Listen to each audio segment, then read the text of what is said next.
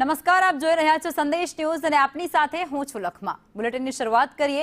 Iran અને Israel યુદ્ધની gas supply પર મોટી અસર વર્તાઈ છે। સુરતમાં કોમર્શિયલ ગેસ સિલિન્ડરની અછત સર્જાય છે। ડિસ્ટ્રીબ્યુટર્સને પ્લાન્ટ પરથી પુરવઠો જ પૂરતા પ્રમાણમાં નથી મળી રહ્યો। મોટાભાગની ગેસ કંપનીઓમાં પુરવઠાની અછત અત્યારે વર્તાઈ રહી છે। ગેસ પ્લાન્ટ પર ડિસ્ટ્રીબ્યુટરની ગાડીઓનો જમાવડો અત્યારે જોવા મળી રહ્યો છે, જેમાં રેસ્ટોરન્ટ અને કેન્ટીન સાથે જ ઇન્ડસ્ટ્રીયલ પાર્કને પણ તેની માઠી અસર પહોંચી રહી છે।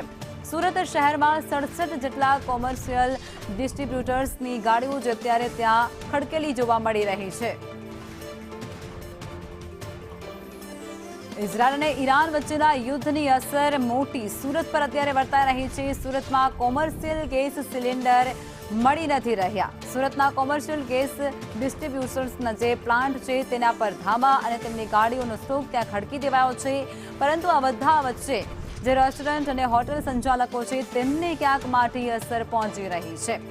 સુરતમાં HP ગેસ, ઇન્ડિયન ગેસ અને ભારત ગેસ કંપનીમાં ગેસની અછત વર્તાઈ રહી છે।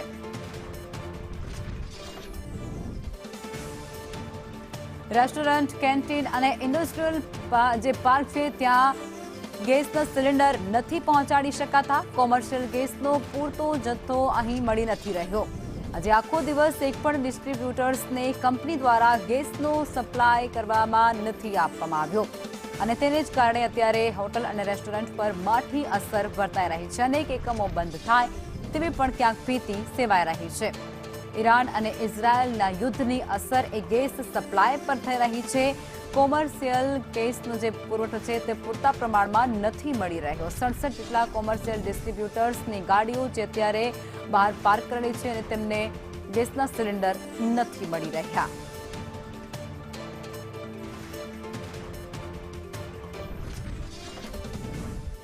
તો સુરતમાં અત્યારે ગેસ સિલિન્ડરની અછત વર્તાઈ રહી છે। ઇઝરાયલ અને ઈરાન વચ્ચેના યુદ્ધની જે સ્થિતિ છે તેની સીધી અને માઠી અસર અત્યારે સુરત પર પણ પડતી જોવા મળી રહી છે।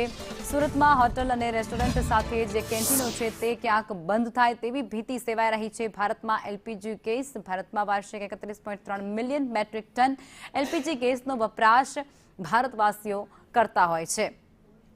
આ સાથે જ ભારતમાં LPG ગેસના 33 કરોડ જેટલા ગ્રાહકો છે, જેને અત્યારે સીધી અસર ગેસ સપ્લાય પરથી પડતી જોવા મળી રહી છે।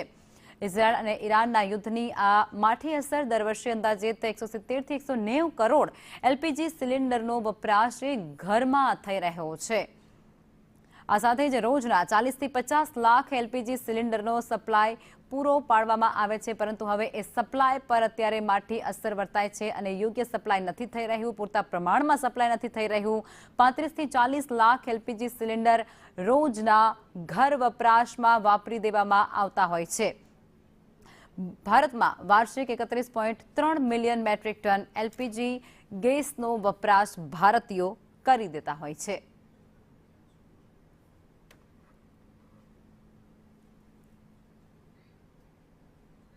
અને આજ મુદ્દે જયેન્દ્ર અમારી સાથે ફોનલાઈન પર જોડાઈ ચૂક્યા છે। જયેન્દ્ર, જે યુદ્ધની સ્થિતિ છે તે સુરતમાં ગેસ સપ્લાય પર પડી રહી છે તેની માઠી અસર, વિગતો શું?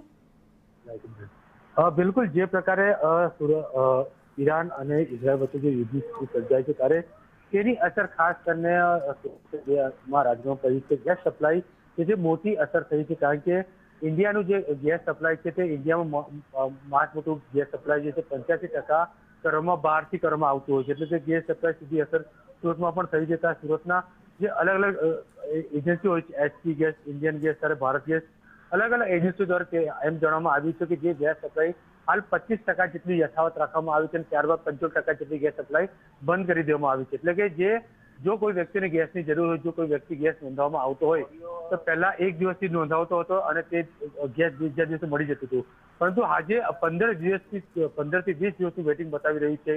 એટલે જો કોઈ વ્યક્તિને ગેસ સિલિન્ડર મંગાવવું હોય તો તેને આજે નોંધાય તો 20 દિવસ બાદ તેને ગેસ સિલિન્ડર મળે, કેમ કે ગેસ સપ્લાય 25% જેટલી કરી દેવામાં આવી છે। એટલે તેની અસર ડીલર પર પડી છે અને કસ્ટમર પર પણ પડી છે અને સપ્લાય ઉપર પણ પડી છે। એટલે સીધી અસર આ તમામ અલગ અલગ એજન્સીઓ પડી છે અને લોકો હેરાન પરેશાન થયા છે। જી, આભાર જયેન્દ્ર, આપ જણાવ્યા તે બદલ।